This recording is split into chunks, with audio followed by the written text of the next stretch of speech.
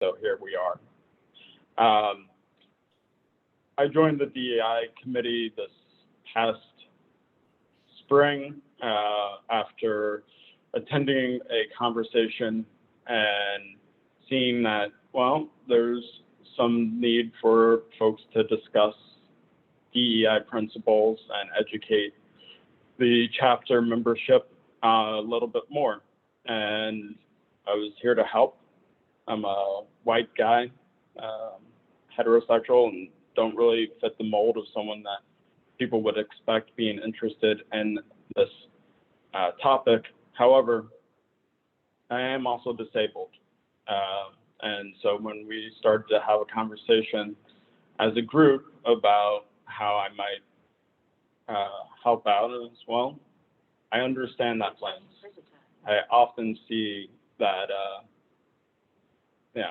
things from a slightly different perspective. It doesn't appear on the Zoom call, but I have limited use of my left hand and was never supposed to walk.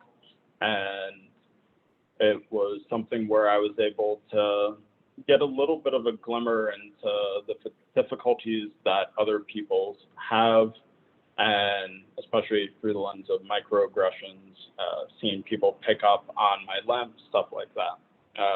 So we had been discussing having a conversation about disability in the workplace, what that might look like. Kay Sargent from HOK, who's wonderful and highly involved with the neurodivergent and the workplace and promoting that, was someone I had seen speak before. I reached out to her. In return, she put me in touch with Kim and Brian, and it all came together. I had a separate conversation with Connie Van Ren, who turns out used to be a former client of my firm's, has moved on since, but she is a big proponent for universal design, and I thought, what a better way to do an intro and start building the conversation than the principles of universal design. Kimberly Dowdell is going to present today on how we can start incorporating those more into helping end users, where Brian Collins from Microsoft, and he's done some fantastic work. He sent me a bio and my jaw just kind of dropped that. And so I'm going to go ahead and read that real quick for everybody before I turn it over for him to be able to present. Unfortunately, we're waiting for Liz Archer, but hopefully she'll join soon. I know she has some great news for the New Jersey chapter. Hopefully I'm here. Some folks. You're here? Great. Yep. Okay, so let me read Brian's bio.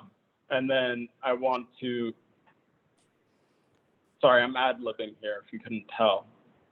So let me do this. Connie, if you wouldn't mind introducing yourself and how you were related through the Westchester and Connecticut chapter, as well as New York, and then we'll pass over to Liz Archer. Great, sure. Hi, welcome everyone. Connie Van Ryn here, and really appreciate the partnership on this important topic.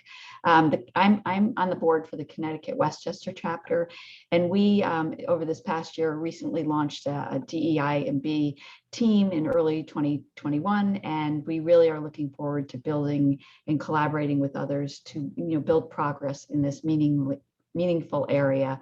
And driving measurable change. So I'm also on the SPP in the New York City chapter. I've been on that committee for a while, and actually last year we did an overview, but there was a request that we dig a little deeper and really understand how does universal design get applied, and we did not touch on neurodiversity. So I think those are really important aspects that I understand we're going to be talking about. And again, just a big proponent. I was a big advocate for this when I was at PepsiCo, and anytime you have the ability to understand walking in someone else's shoes, so to speak, the reality is it helps everyone. That's why it's called universal design. So thank you. Yeah. I know when we spoke first spoke, Connie, we had a great conversation about the sidewalk cut effect. And I'm not sure if any of you are familiar with it, but by putting cuts into sidewalks to allow for people with wheelchairs to access the sidewalks, it has untold benefits for many other people, including those that need to deliver packages, and people that are blind. And it really does a lot of good for the larger populace and not just the intended person that it's trying to accommodate for. And it's really interesting stuff. Hopefully you'll look up sidewalk cuts after the call. I don't think we're going to be talking too much about them here. And then, of course, Liz Archer, who I run into everywhere, helps that we both transverse the Hudson River on a near daily basis, covering New Jersey and New York. And she is part of the New Jersey Cornet DEI committee, just newly established. Yes, thank you, Chris. Yeah, I mean, we formally haven't quite kicked it off. It'll happen in 2022, but we have been looking at DEI for a while now. We have a great women's group, and they sponsor our clinic at our golf outing for the past, I'd say, 4 years, which is a very inclusive golfing initiative, which just opens things up for people who weren't raised in a golfing culture with access to country clubs and that kind of thing. So, you know, we've been thinking, we've been talking, and the executive committee finally decided they would focus on 2022. We will be holding some events. We are going to look into hiring a diversity consultant to set our strategy for the next 2 years, as I know several other Coronet chapters have done. And a big push this year will be outreach, partnering with our university outreach initiative with the Young Leader Committee, and promoting the CRE profession to diverse students, as well as reaching out to the younger crowd, like say in the Boys and Girls groups or YMCA, and just sharing the good news about CERE as a career path to people who might not know about it and to a more diverse audience. So maybe sponsoring an internship or something like that through some of the REAP programs, or we're just open to different opportunities, but really for us, it's about outreach, meetings, and setting our strategy for 2022 and beyond. That's fantastic. I look forward to it. I interlope with the New Jersey chapter since my factory's based out of there. Although we don't do enough work in New Jersey, I am trying to change that. But now I get to read Brian Cullen's bio, and hopefully everyone agrees that we're in for a treat here. But he's based in Redmond, Washington, responsible for Microsoft real estate and strategic planning, change management, and accessibility initiatives across companies' 14 million square feet of corporate headquarters and real estate. In addition, Brian leads the Microsoft Supported Employment Program.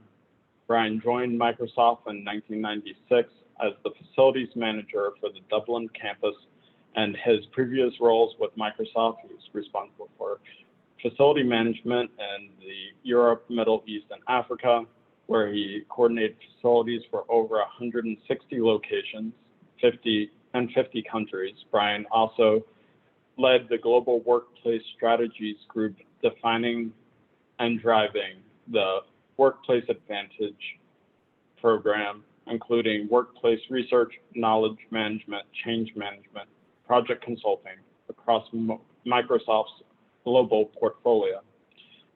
In 2019, Brian testified at the U.S. Commission for Civil Rights in Washington, D.C. on the abolition of sub-minimum wage for people with disabilities as he continues to be an ally for people with disabilities.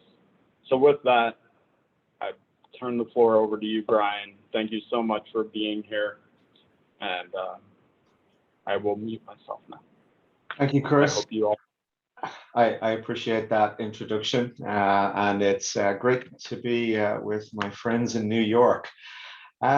So my name is Brian Collins, and at Microsoft, to be more inclusive, we usually start our presentations with a visual description, which allows a person who's blind to make a mental picture of what I look like.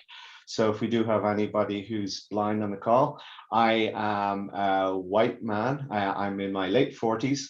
I have gray and dark hair. Gets grayer every day, unfortunately. I am wearing glasses and a polo shirt, a dark polo shirt. And my background here behind me is one of the Microsoft office atrium buildings that we have. So at the Microsoft headquarters in Redmond, we've approximately 60,000 employees, vendors, and visitors coming to our office every day. Essentially, it is a small city. And as you are probably all aware, the role of the corporate real estate team is to build and maintain work environments that really allow productivity among our workforce. But that means the entire workforce. So our goal is to deliver spaces, services, and technologies that empower our employees across the spectrum of disability and create environments that empower us all, thanks to that promise of universal and inclusive design.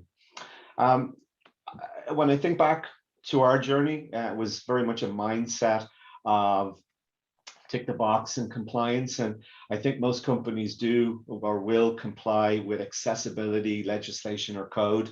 And that in the US, as we all know, is the ADA.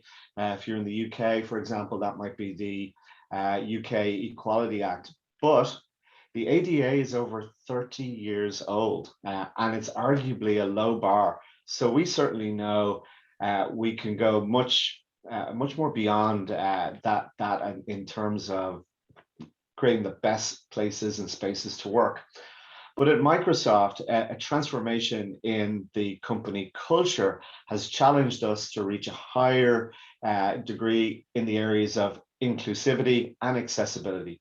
In fact, inclusion lies at the heart of our mission statement to empower every person and every organization on the planet to achieve more. So why do we do this? Well, there are 1.3 billion people on the planet with disabilities. And for most of the 20th century, people define disability as the result of an individual's condition and excuse me, and the problem was with the person. Today, we know that disability happens at the point of interaction between a person and their environment, whether it's physical, cognitive, or social exclusion being the result of a mismatch between what the person wants to achieve and the environment that does not support them. So we believe that people with disabilities are actually a strength to our company and a talent pool that adds not just diversity, but expertise and experiences that make our products, our services, and our culture much, much better. Employment of people with disabilities is essentially the right thing to do, but there's some really good business reasons for doing it. It is good for the bottom line. So 3 big stats to recall and remember. According to the World Bank and the Global Economics Disability Report, people with disabilities have a combined spending power of $8 trillion. Research at the Center of Talent Innovation found that 75% of people with disabilities in the US have ideas that would drive value for their company, compared to 61% of employees without disabilities. And finally, research by the World Economic Forum shows that companies that are inclusive of people with disabilities are on average twice as likely to have higher shareholder return than their peers, 28% higher revenue, and 30% higher profit margins. So if that's not a good reason, folks, to employ people with disabilities, I don't know what is. In April, Microsoft launched a 5-year initiative to help close the disability divide, or the gap between the resources and opportunities available to those with disabilities and those without.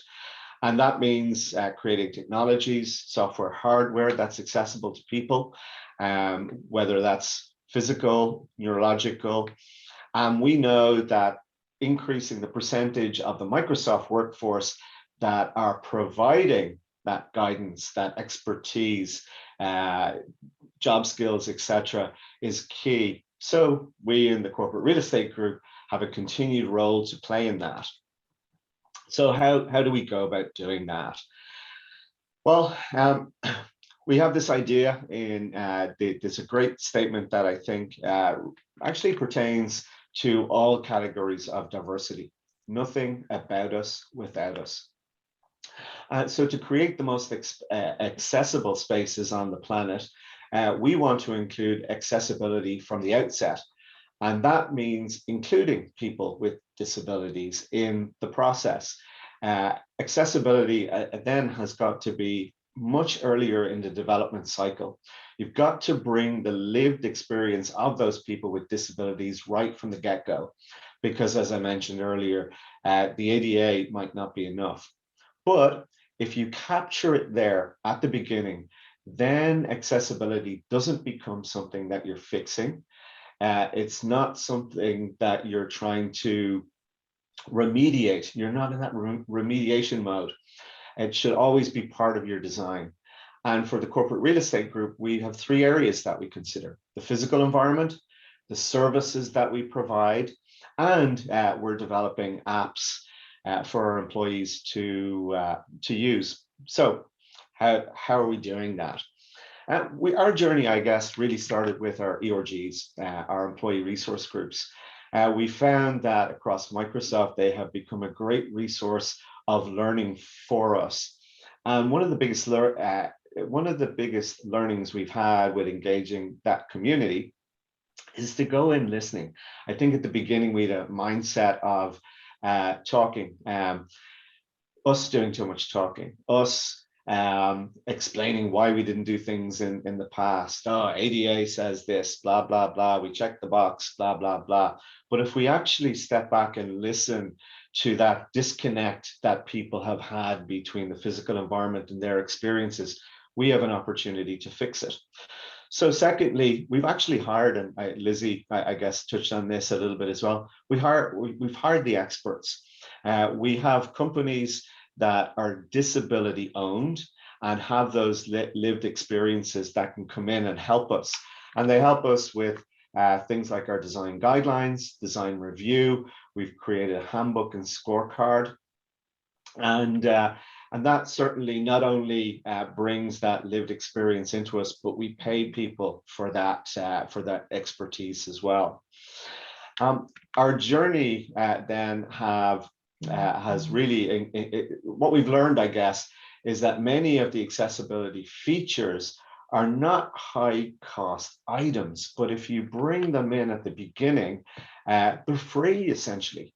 And I'm sure Kimberly will talk about some of those features in her presentation. A couple of things then just to maybe remember as well. Certainly when you think about development of apps and communication on the web, whether it's Chrome or Edge, you can run the Accessibility Insights tool from the WCAG, that's the Web Content Accessibility Guidelines. If you have awareness and a mindset that accessibility is part of your development, that in itself is super, super helpful. Having the right training and language helps.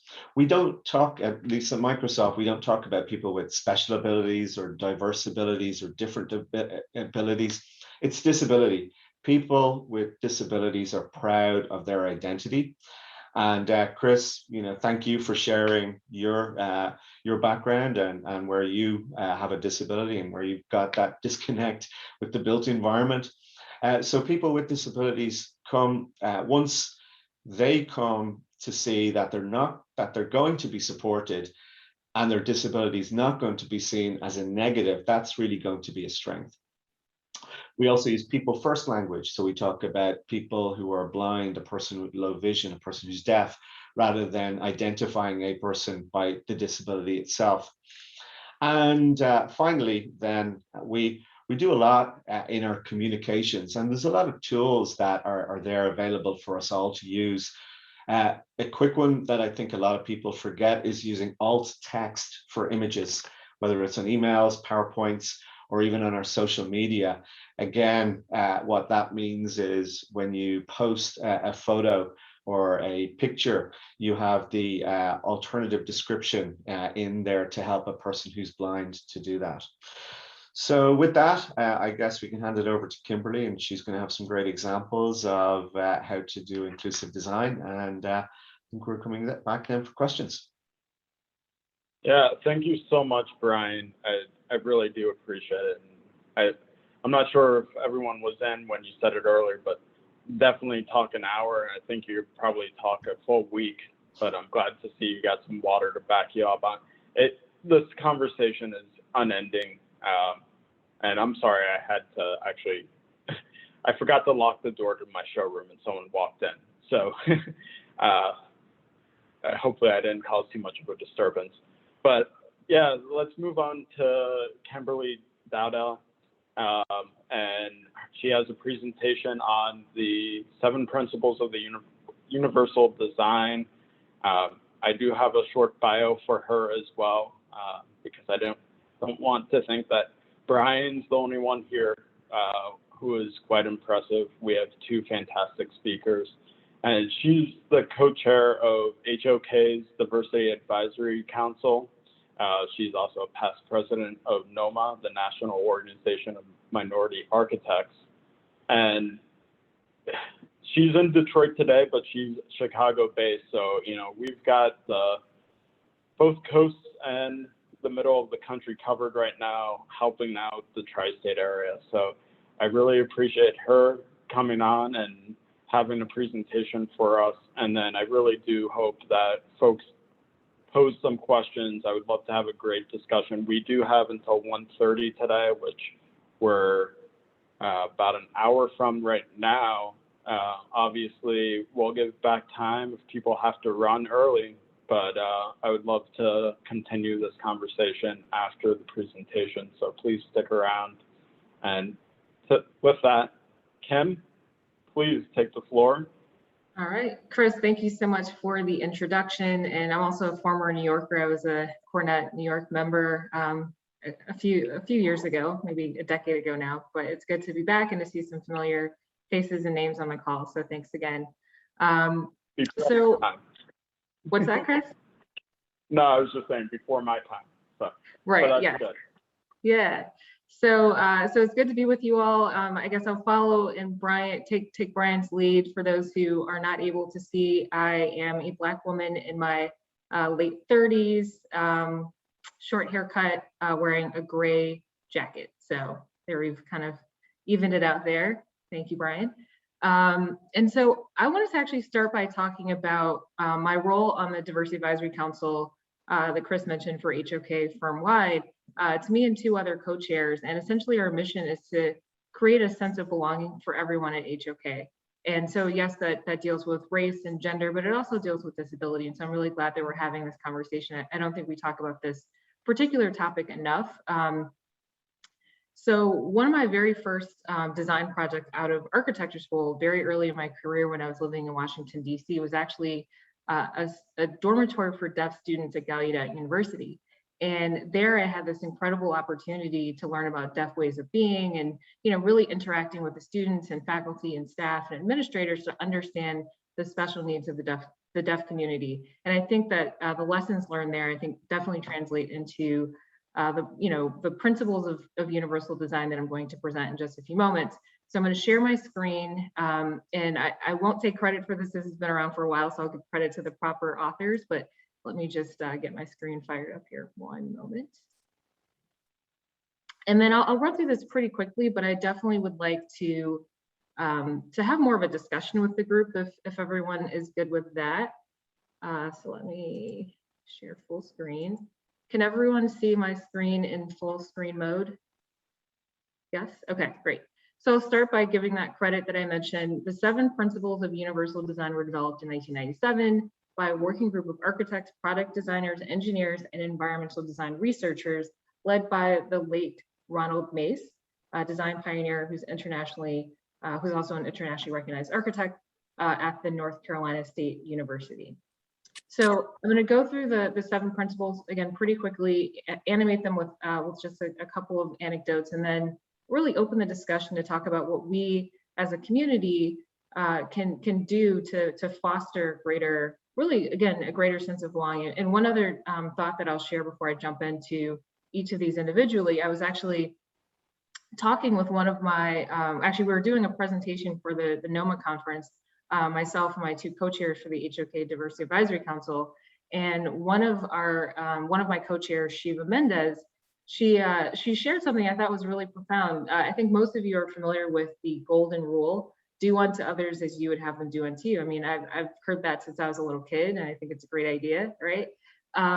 But she actually introduced, and this is something I had not heard before, and this is like a couple weeks ago, the platinum rule: do unto others as they need, essentially. So, you know, figuring out what someone's specific need is, because maybe you don't need what someone else needs, and so the extent to which you can provide a service to help people, you know, meet their unique needs, I think is kind of at the crux of what we're talking about today. So, so for those who had not heard of the platinum rule, I just wanted to share that for your future use. So, principle 1, equitable use. Basically, it's about ensuring that the design is useful and marketable to people with diverse abilities. So an example of this actually comes from my experience with Gallaudet University. I remember the students talking about, you know, especially when it comes to access via wheelchair. If you're using a ramp, it doesn't make sense to have a ramp that, you know, that sort of creates almost like a second-class citizen setup where someone in a wheelchair has to go through this very narrow ramp all by themselves, and then their friend or partner or whoever is walking with them or traveling with them has to walk up a separate set of stairs. So the suggestion for a particular design move that you know, that we were contemplating was about making the ramps really generous so that people can both walk and take, you know, a wheelchair at the same time. So that's an example of equitable use, and just really thinking about you know, the best way to create equity within the use of space. So that's an example of equitable use principle 1, but you can take this in a lot of different directions, and maybe there are some stories that you want to share later that point to a good example of equitable use. Number 2, principle 2, is flexibility in use. You know, really indicating that the design accommodates a wide range of individual preferences and abilities. And I think that you know, this can be taken in a lot of different directions, but in the context of the workplace, I think about HOK's neurodiversity work, which I'll actually share more info about later. We actually have a good amount of research that we have been presenting. In fact, we've you know, had a lot of exposure lately, just getting into the dynamics of a neurodiverse workforce and how, you know, it's increasingly becoming, you know, part of the workplace, and how do we as designers and real estate professionals and owners, you know, figure out the best ways to accommodate all of our staff. Again, going back to that, creating a greater sense of belonging. So flexibility helps to facilitate that greater sense of belonging for a wider variety of people. Principle 3, simple and intuitive use. I mean, life is hard as it is. Like you want to make sure that the buildings that you design and the spaces that you create are actually really, really easy to use. So it's about the use of design being easy to understand, regardless of the user's experience, knowledge, language skills, or current concentration level. And for any of you who've traveled abroad and been to a country that, you know, doesn't, you know, that's not your native language, it can be very confusing to navigate, you know, public spaces without, you know, proper signage. So that's another example of making spaces more simple and intuitive to use.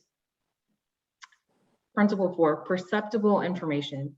So this is really about the design communicating necessary information to the user regardless of ambient conditions or the user's sensory ability. So again, creating an environment where someone can perceive what's happening around them without a great amount of effort. Principle 5 is about tolerance for error. We're all humans, we all make mistakes, and I think that it's important that the design, well, I don't think this is, and it's not just me who thinks this is, part of the principle. It's important that the design minimizes hazards and the adverse consequences of accidental or unintended action. So, you really have to create, buffer zones and spaces where, people, might come close to the edge of something very valuable. So for example, in an art museum, there's generally like an area that you cannot access because it's very close to valuable pieces of art. I mean, that's one small example of, really giving people a bit of a buffer zone so that they don't injure themselves or damage artwork, or, again, there are other examples of that, but tolerance for error is important, and that's principle 5. Principle 6 is low physical effort. And actually, I'll give Connie credit for this. We were just talking before most people joined the call, and she talked about how, if we're fortunate, we'll all make it to an advanced age, and we'll all really, have to look at things in a different way. When it comes to our strength of our muscles and bones, and as we advance in age, it's important that we're able to navigate our spaces effectively. And so low physical effort is really about the design being able to be used efficiently and comfortably with a minimum of fatigue.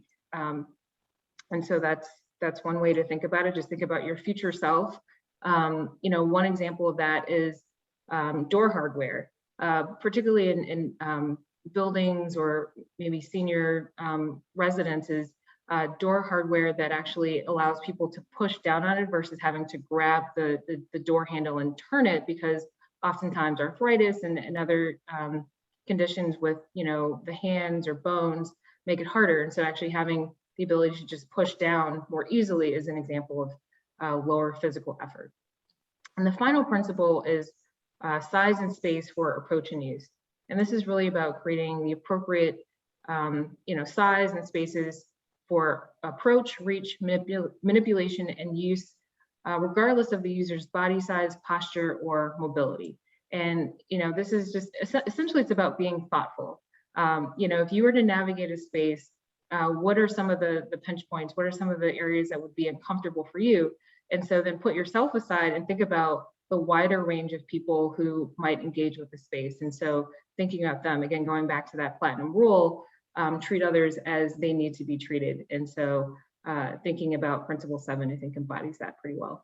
So those are the slides, and I'm happy to kind of talk more about what this all means from a design perspective. But I'd love for us to have a more dynamic discussion, bringing Brian back into the conversation about how maybe this applies to his work. Well, how it definitely applies to his work at Microsoft, and would certainly want to hear from all of you. So I will stop sharing and go back to the kind of face-to-face scenario.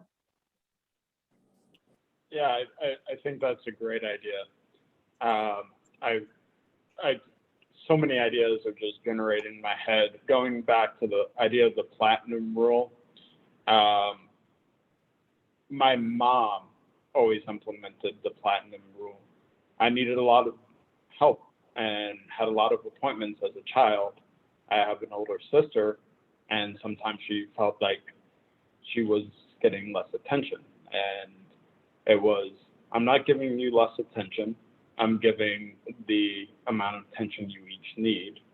And she didn't call it the platinum rule, but it's really, my mom's wiser than I realized.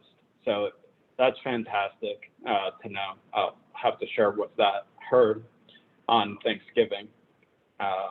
And yeah, what I would love to do, if we are going to have this sort of open up, if people are comfortable, turn your cameras on.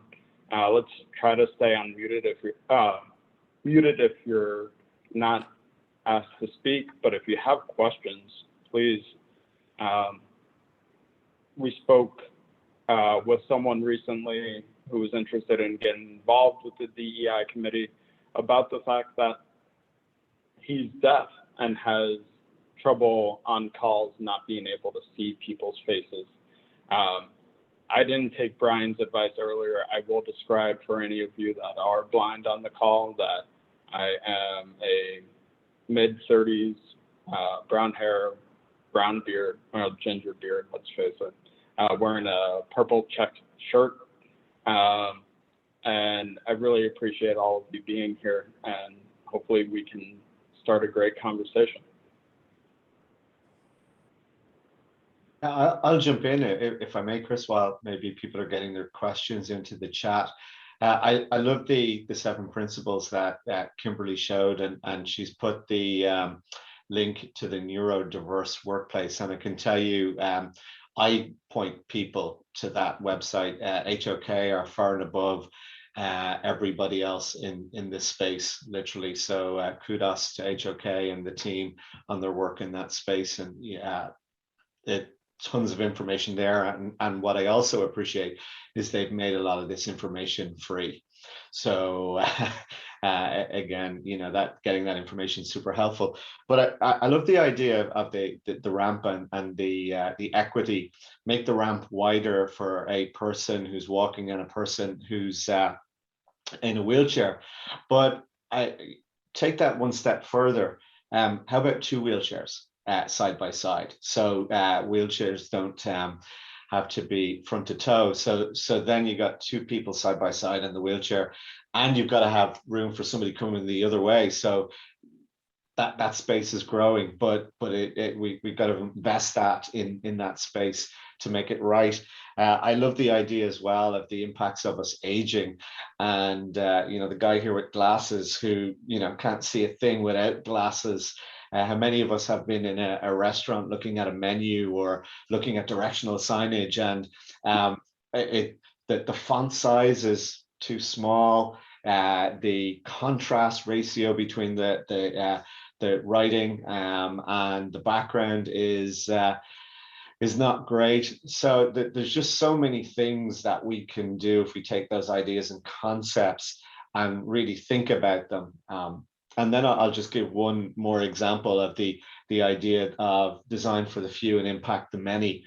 At Microsoft, we had a plan to update and change out the ADA push button automatic door openers, you know, the big button that you walk up to and you've got to press it and it goes good luck and the door opens. Well, we actually found one that was hands-free. So you essentially got in front of the sensor and the door opened. Our plan was to install those in every door, main entrance and lobby entrance in Microsoft over the next 3 years. But lo and behold, 18 months ago, COVID hit, and people don't like to touch doors and door handles and buttons and so on. So we were able to accelerate the installation of those door openers to help everybody avoid touching the door handle and the doors. Just a small example of that. Again, design for the few, impact the many. Thanks for sharing that, Brian. Yeah. Yeah, I was gonna, Chris, I was just gonna jump in and say that at PepsiCo, similar, after the SARS virus, we actually in the bathrooms, for the most part, put in badge swipe openers so that after you use the restroom, you don't have to touch anything because then your hands are, you know, clean, and you just, it reads it and the doors would open.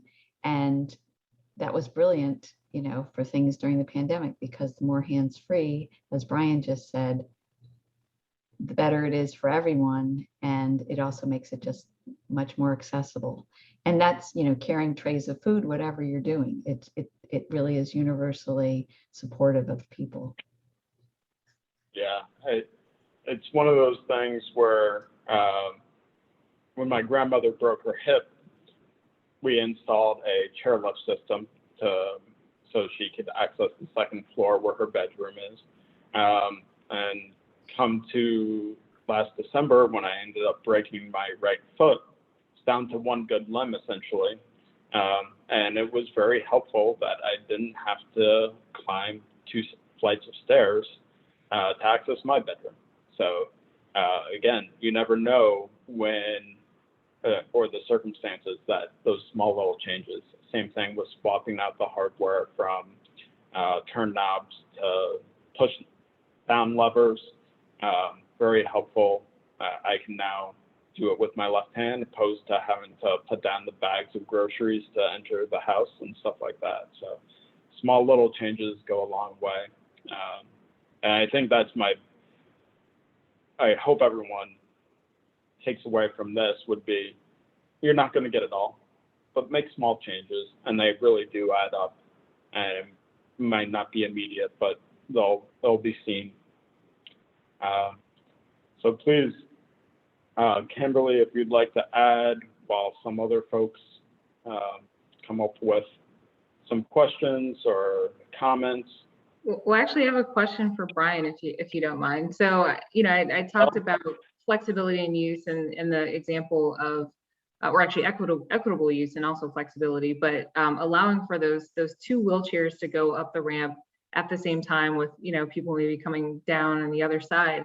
So that obviously has space implications. So from your perspective, I guess from more of the real estate side of things, like how do you advocate for that additional space, that additional, sort of investment that's required to facilitate greater equity and flexibility? Yeah, I think it's just got to be in the mindset right from the beginning that things like that are not negotiable. I think we've come a long way with sustainability, for example, in the built environment, and we've got components in there that are now non-negotiable when we think about making our buildings green or going to carbon net neutral. In similar ways, we've got to think about that with accessible features. And again, if they're designed in from the beginning, there usually is no cost. We've certainly taken the idea that in our own buildings and new construction, all these things are a given. But in lease spaces or existing spaces, there are things that we will compromise a little bit on, but not to the extent that people are excluded. But we have a roadmap over a number of years to go and get to the highest Microsoft design standard that we have. It is a journey, but we are flexible in accelerating some features in particular buildings where they're required in a shorter time. The idea of making accommodations for folks, and we can do that. I'll get a great video that we've done with John Porter, one of our employees. I'll put it in the chat for people to look at maybe after. And that's an area where we've just partnered with an individual with a mobile disability.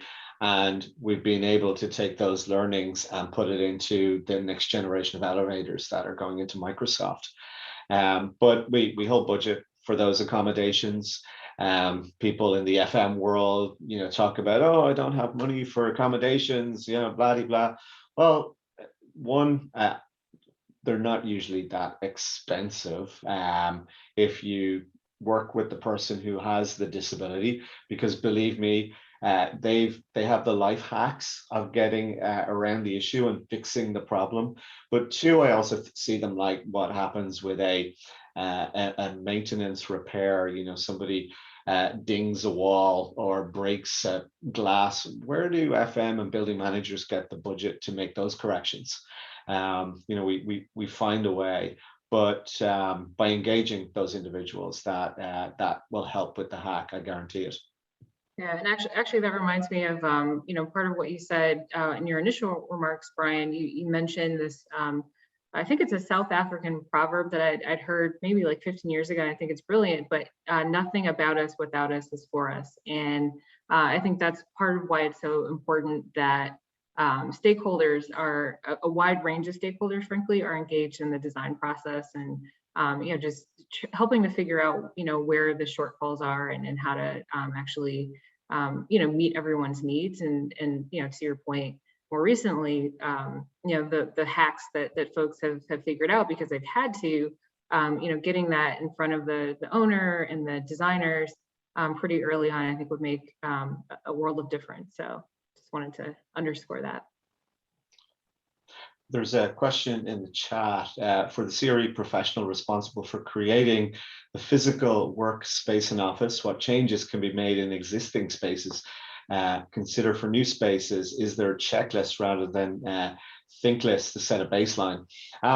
We've certainly created a scorecard. I can share that with the audience as well. What we've done is we've looked at different components within our built environment, from the entry point, lobby, reception, restrooms, cafes, etc. And there's a minimum standard we want to get to, C score, then a B, and then an A. But there are things that one can do. Again, think about the experience of people with different disabilities coming into your space. In a lobby, for example, what's your carpet look like? Do you have carpet? If it's a high plush carpet, will that slow down and be an impediment to a wheelchair use? How are you receiving employees and guests and visitors?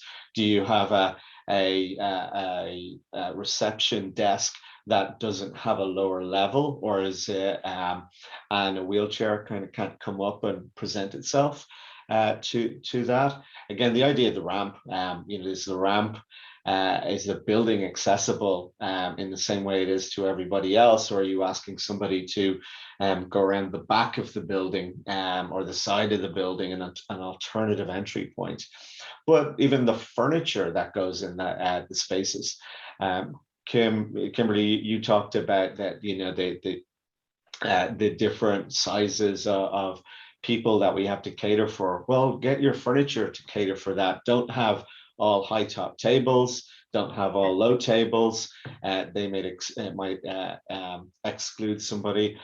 Think about different furniture sizes. Don't have the same chair with a narrow armrest. Maybe somebody who's a little bit larger can't sit there. Think about the ability to get up off that chair. Some folks it might be difficult to get in and out of the chair. The Barcelona chair is probably one of the most famous design chairs that it's out there. You got to be a gymnast to be able to get in and out of that chair comfortably. So think about things around your office, that wayfinding and signage.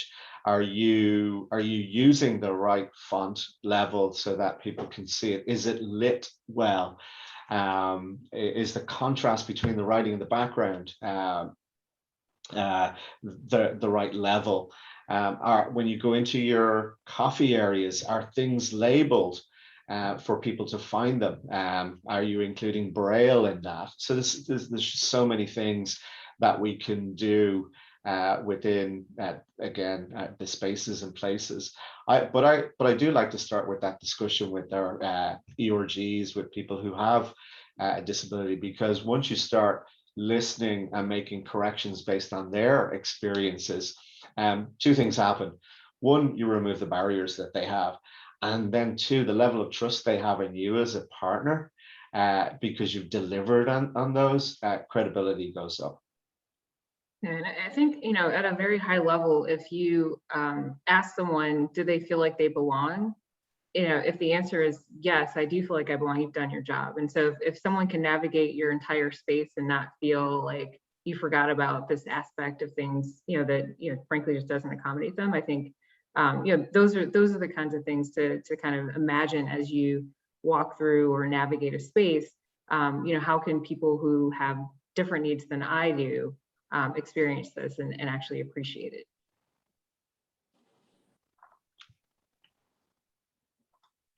I have a question for Brian. Sure. My understanding is that Microsoft really actively embraces some folks who are neurodiverse in terms of, it's almost like they've got special skills that can actually help understand how to do certain applications and things, and that those are actually highly recruitable skill sets or desirable skill sets. And so I'm curious if you can share on that, or this is what I've heard, and I think that it's actually really wonderful and it takes leaders to share their perspectives and to make the world that much more accessible for all. Yeah, Microsoft has an Autism at Work hiring program. And what we found is in the past, we've excluded that community from participating in getting in the workforce primarily because they haven't been able to get through the resume screening and maybe then the job interviews because we were the problem. And what we've done in that area is we've literally changed the way we interview folks on the spectrum. And one, we asked, do you require an accommodation? Again, is that physical, is that virtual, and so on and so forth. But we also train our managers who are going to do the interview process. It's quite possible that a person who is on the spectrum may not respond to a question in the same way somebody who is neurotypical will. They certainly don't like, in some instances, to make eye contact. So that might be off-putting for somebody who doesn't know. They certainly don't like talking about, what they did at the weekend in some cases, and that social interaction in the interview process can be, if you're again not aware and you don't make an accommodation for that, they can come across as not the right candidate. So we do that training for our managers. We also do the training with the teams, and if we feel a candidate is the right fit, they may get, before we make the hire, we give them an opportunity to get immersed with the team for a period of time that's agreed, and that helps. So that's at the Microsoft level. At the corporate real estate level, we have, as Chris mentioned, our supported employment program. And what that is we hire individuals who are part of the intellectual and developmental community. So they have a learning disability. They're folks who may not have gone on to get a third level degree and may not be writing software, but they're a great person. They're a great fit for some of the service jobs we have. So we've created over 30 different service jobs. Could be cafe worker, landscaping, mailroom, reception, etc. And those individuals are coming in. They get paid the going rate for the work that they do. They get support typically externally through a vocational rehab fund with the state, city, or county. And we partnered up with those external agencies to help place those individuals. And that has been a fantastic impact for us, because that proximity to people who are different gives us an awareness of how different we all are. But more importantly, it gives those individuals who, when we think about diversity and inclusion, certainly within the disability community, individuals with intellectual and developmental disabilities have been the ones that have been overlooked the most in terms of employment. And just giving meaningful work, getting paid the going rate allows them some independence. Yeah. Thank you. I mean, I think that then goes into, really what we saw a lot of during the pandemic as well, which was all that we are. Each of us is unique. And so while, we may have varying different needs in terms of accommodations and things, we are not all the same. And I think we saw a lot of this with even some of the mental illness awareness or needs that people have. And so I'm curious from both of your perspectives, or anyone here, in terms of learnings from the pandemic, what could then apply to when we're building out space and making it more, from a universal design, that much more accessible for everyone, whether it's some people working in a hybrid, maybe they're, this is given more opportunity for people working remotely, and enhancing those accommodations in terms of technology, or any types of learnings around that, I think are really interesting because, there's this period of time where everybody was working pretty much, predominantly remotely. And was that a good or bad experience for people needing accommodations? Kimberly, do you want to take that one, or? Yeah, well, actually, I'll let you get started. I'm still thinking about it. So it's a really good question. Yeah, I guess for us, we've not really changed the direction in which we're headed, and our space types evolve around teaming, collaboration, but also acknowledging individual work gets done in the office.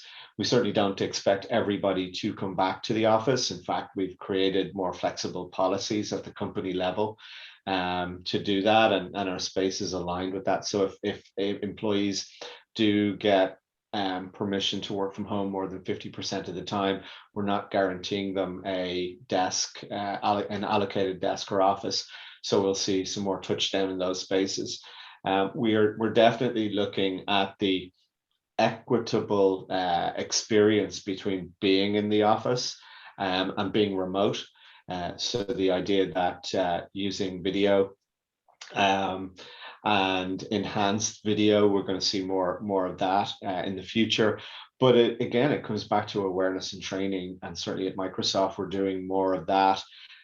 For managers, we have a mantra of model, coach, care, and modeling best behavior. So I am going to go on vacation this evening for Thanksgiving. I'm going to switch off my email. My team knows that they're going to be off some days next week, and I'm not going to be on email, and I'm not going to keep an eye on them, because we want to model best behavior. Coaching, again, the idea of that we don't want to tell people what to do or how to do things. In particular, we want to coach them along and find their own path. And then finally, and more importantly, caring. We've gotten into the habit now of spending a little bit of time on our one-to-ones, checking in, how are you? No, not how are you? I'm fine. Why you look a little bit under the weather today, and tell me about, and really caring about what's going on, because I think it's amazing. Connie, I'm looking at your background there, and you've invited us into your house today, and up until the pandemic, we haven't seen that part of people before, where they live, how they live, the kids and the dogs being around and all that type of stuff going on. And it's a real privilege to be able to see that type or that part of people's lives. And then, as I say, take care on those. Yeah, and I think that design is an iterative process, right? And so when the pandemic started, none of us knew which way was up. It was just, obviously, it was a crazy time. It still, frankly, is. But we've kind of started to normalize it, and at least within HOK, we are talking about kind of a hybrid schedule where a couple of days we're remote, and then the balance of the week we're in the office. So that's kind of where we are at this point. But again, we're consistently reevaluating that, but we're also trying to help our clients figure out what to do with their spaces, and where they want to contract, where they want to expand. And so I think that the pandemic has really obviously turned a lot of things upside down and turned it around, so to the point where I think that we're being really open and flexible, not only with ourselves, but also in helping our clients find the right solutions to the kind of evolving challenges that we're seeing. Whether it relates to people working in the office or outside the office, but also just the accommodations that we're making for people with different needs. So I think it's kind of to be continued, but it really has prompted us to ask really critical questions, like, do we need to be in the office as much as we were pre-pandemic? The answer, frankly, is no. I think our productivity has gone up in many ways being from home, but then also our work-life balance has gotten skewed because people wake up at like 7, start working immediately, no commute time, and then stop working at 10 p.m. and just kind of and so, that's kind of a common story that we're hearing.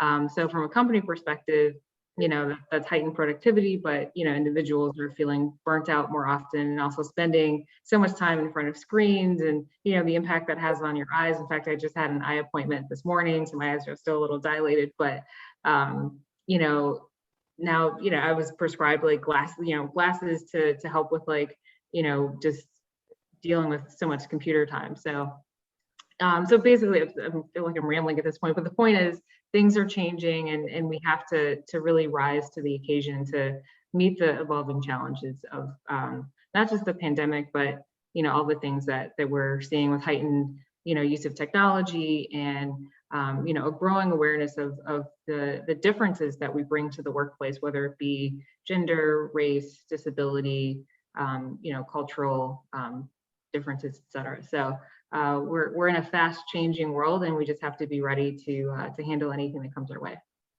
Yeah, I think Kimberly, what you said is spot on. It's this idea of hybrid is not just about work; it's about life, which Right. work is a part of, and we have to certainly recognize that and be agile in terms of working with it rather than against it. Yep, absolutely. I also think that also returns us to the idea of the platinum rule. It's not going to be a one size fits all, and it depends on what the needs are of those individuals, the nature of the work. 90% of my clientele are hedge funds. It's very difficult for them to do what they do without being able to directly communicate with each other and be in the same space, because they need to communicate. So working from home isn't necessarily going to work for them, but it does for many other industries. My girlfriend is she manages 2 warehouses. One's in Hong Kong, the other's in Long Island. She's never been to either, and she doesn't really need to. So when they asked her to go back into work, okay, it's good to know who you're working with and see them on occasion, but to actually manage the warehouse in and out, that's not something that she needs to be in an office to do.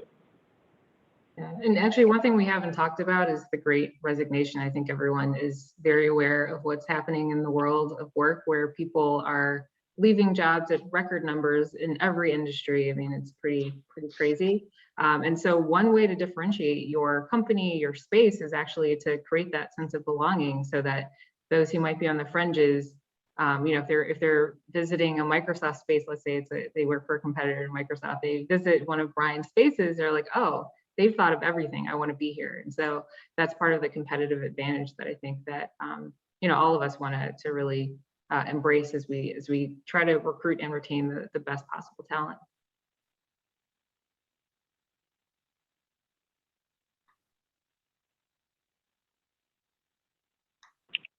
Chris, Agreed. I don't see any other questions. I would say,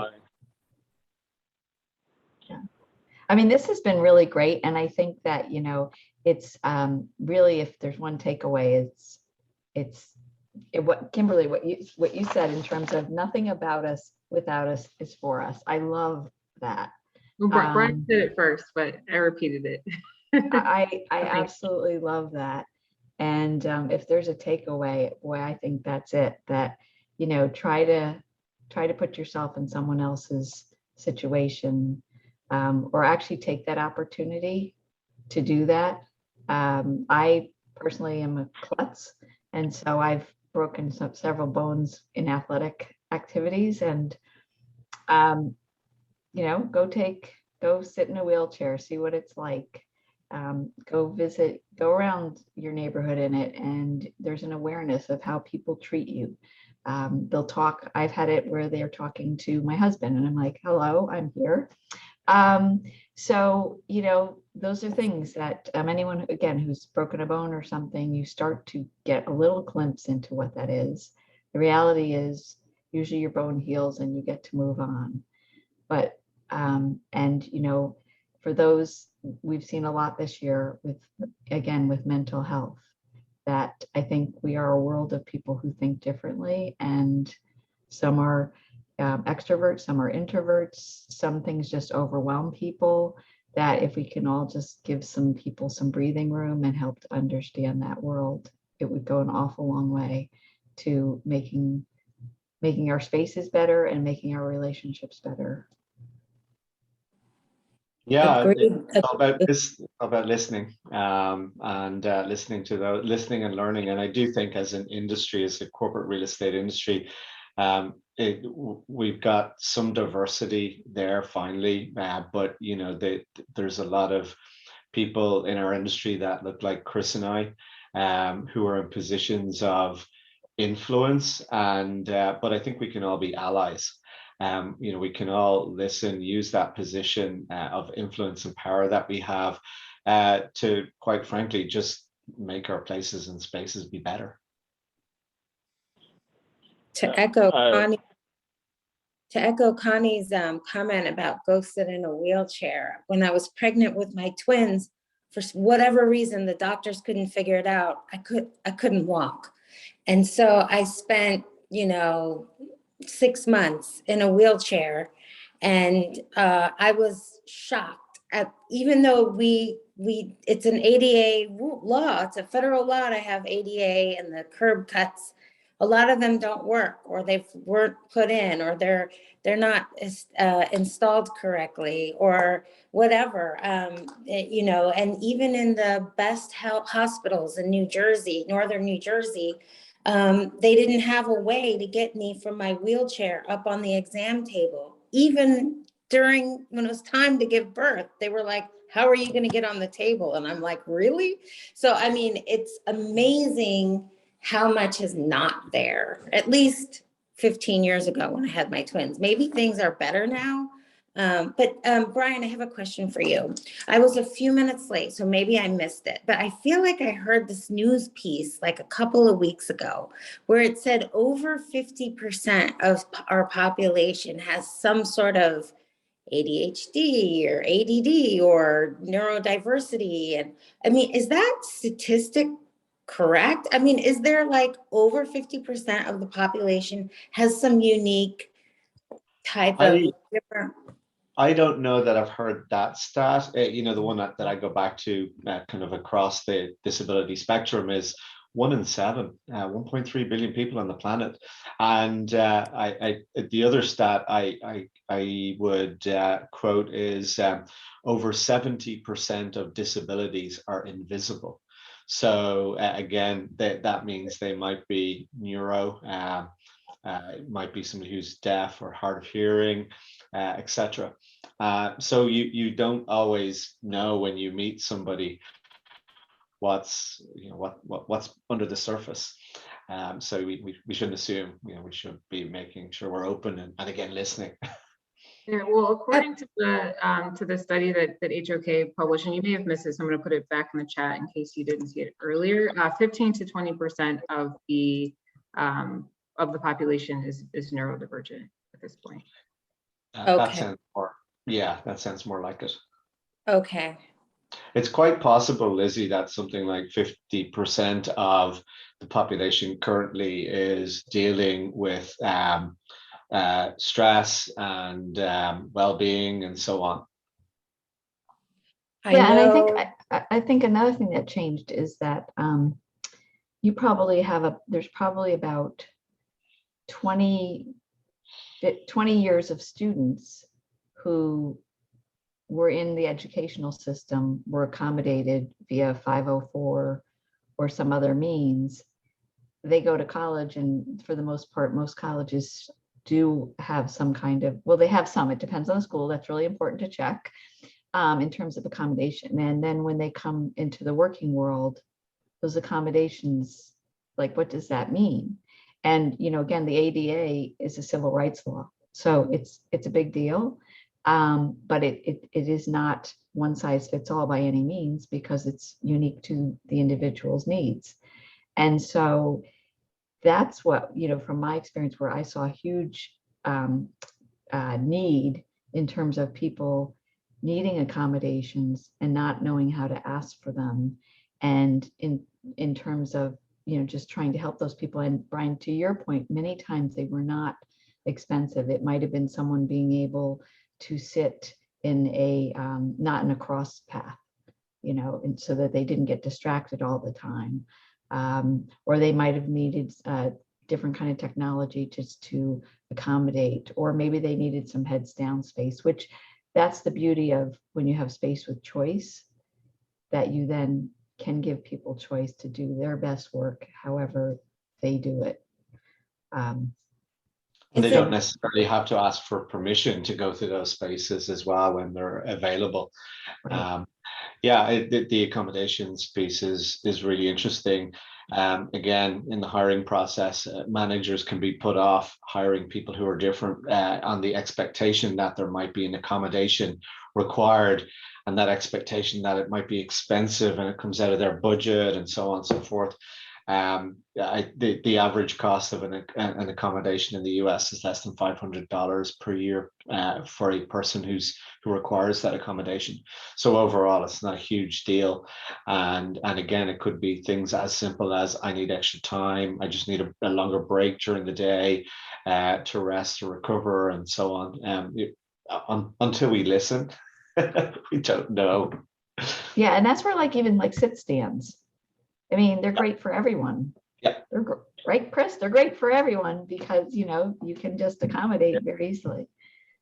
Question. And it's also one of the things with the sit stand that 90% of what I manufacture these days is height adjustable. And I use it not to stand up often, but it's really nice that I can adjust it for myself and to get my laptop at the right angle so I look the most attractive as possible on Zoom calls. And again, it's very versatile, but also the controller choice. Connie and I have talked about it too, where I'm trying to standardize my company on using a paddle control that would allow people with limited dexterity to just drop down like a lever door handle or push up and not have to use their fingers to actually manipulate the controller. The cost difference between the push button versus the paddle is nothing. It's a couple cents. So again, that's something that too, right there, flexibility. Exactly. Yeah. Are we seeing these things taught in design schools? Like when I was in architecture school, I don't recall the design studio teachers asking me, well, how are people with disabilities going to access the space? Or, you know, none of that. And Kim, do you see that in design schools, that it's more of a thing? You know, I do think it's more of a thing now. Even when I was in school, like 20 years ago, you know, we were encouraged to think about the user experience, but it wasn't explicitly stated, you know, for people with disability. And I think that, you know, once I got into the profession and, you know, had that experience working, you know, on that project for deaf students and actually taking the licensure exams and having to think about all the ADA rules, I think that's where, you know, that the education, that secondary part of education came through. But I think today's students, I suspect they probably are exposed to a little bit more of that earlier on, but I can't say for sure. I was lucky when I was in school. We were part of the, at Syracuse, there's the Benjamin Blatt Institute, which is, he was a big advocate. He brought people out of institutions and helped to get children into the classroom. And so, and the institutions were shut down. So there was an awareness, and our program was tied to industrial design. So it was very much about anthropometrics and user application. So I guess it depends, but if anyone knows any students in that field, I would highly suggest that they should be, you know, taking more courses in that. And I think just as there's more of an awareness on sustainability and circularity, that I would assume that there is more awareness in terms of, you know, neurocognitive abilities and just in general, that I think they're growing up in a period where they're seeing the application. So I'm optimistic. I've also put our accessibility scorecard in the chat, so please feel free to take that, download it, use it, give us feedback. Brian? That's great. I just think that, thank you so much, Brian. It's great. And I've saved the links as well. I'm happy to follow up with anyone, share the links. I know sometimes you exit a Zoom call and you forgot to take everything with you. So you guys, anyone that needs it, it might come out from the Berman group. I'll coordinate with our committee there and see what we can do about providing these resources. I know that everyone here is discussing this because we're all open to conversations, and I'm sure Brian and Kimberly, if someone wanted to reach out to you, would you like me to put you in touch with them? Sure. Is that okay with it? Yeah, or connect on LinkedIn. Yes, definitely. Sure. LinkedIn is probably easiest. So feel free to connect for those who I'm not already connected to. And I know that Connie, your group with Connecticut and Westchester is looking to start some programming too. If anyone on the call is involved in that chapter and would like to reach out, please reach out to Connie. And same goes for New Jersey, Liz Archer, excited to get the ball rolling for 2022. And of course, the New York City chapter, which I speak on behalf of right now, since Cass is still got to sort through. So please reach out to us. I have this cool new little tool that if you'd like, you can text my initials, CJA, to 88500. I'm putting it in the chat right now. And you'll be able to receive my information and reach out and have any sort of discussions. But at this point, without any other questions left in the chat, I think Kim, Brian, Connie, Liz, and I could probably continue this discussion all day and have it really be great. But I also want to conserve people's time. It's Brian's about to go on vacation, so I'm sure he has some things he needs. Unfortunately, I'm 3 hours behind you guys, so but I'm looking forward to it. With that, I really do appreciate everybody coming here today, and this was fantastic. I hope everyone pulled at least a nugget or two out of it. I know I definitely, I'm just so happy with the discussion that we're able to have. Thank you. Thank you. Thanks for having us. Great to be Thank here. you. Thank you for the invitation. Take care, everyone. Bye. Bye.